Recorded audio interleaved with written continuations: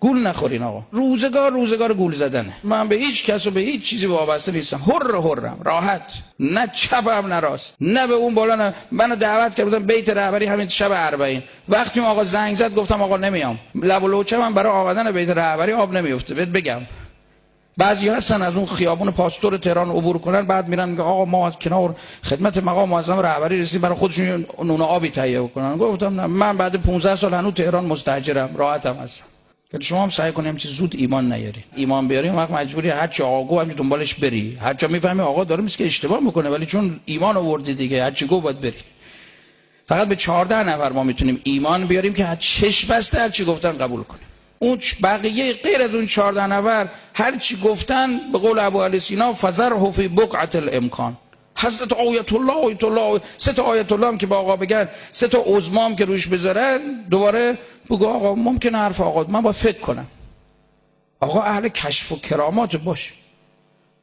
مرتضی اهل کشف و کرامات. آقا خبر از غیب میده، مرتضی هندی هم خبر از غیب میدن. همچین راحت خیلی الحمدلله خدا اینا رو گذاشته که ما یهو گول نخوریم. میزان علیه، میزان علی، میزان خیلی قشنگ، خیلی قشنگ، ترازوه. با این سنگ میتونه همه چی رو بکشی. آیت الله بذار این طرف، علی رو بذار اون طرف. اگه دیدی با این خوند بدون به این آقا دست آقا رو، اگه نخوند هیچ. آیت الله میگن بگم.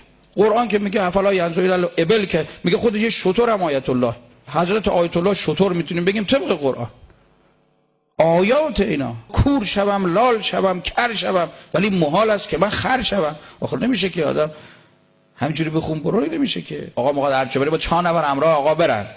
اینا بازیگریه. به همین صراحت که دارم بهت میگم، تو هم هنرپیشه‌ای، داری برو چخام میکنی، داری سر ما شیره میمالی. اینا باید دنبال راه بیفتن. امام وقتی حرکت میکرد تو نجف یکی دنبالش میگه آقا برای چی دنبال من راه افتادی؟ یا جلوتر برو یا صبر کن من برم بعد بیا. این آقا بیاد حاج آقا سلام علیکم، این دست آقا رو ببوسه، این عبای آقا رو به صورتش بماله. تو دنبال هوا و هوس خودتی. اینجاست که به زنگاه معلوم میشه کی برای خدا کار میکنه، کی برای خدا میخونه، کی برای خدا منبر میره، کی برای معرکه گیری، کی برای هنرپیشگی و بازیگری. اینا رو من باید به شما بگم، اینا مهمه.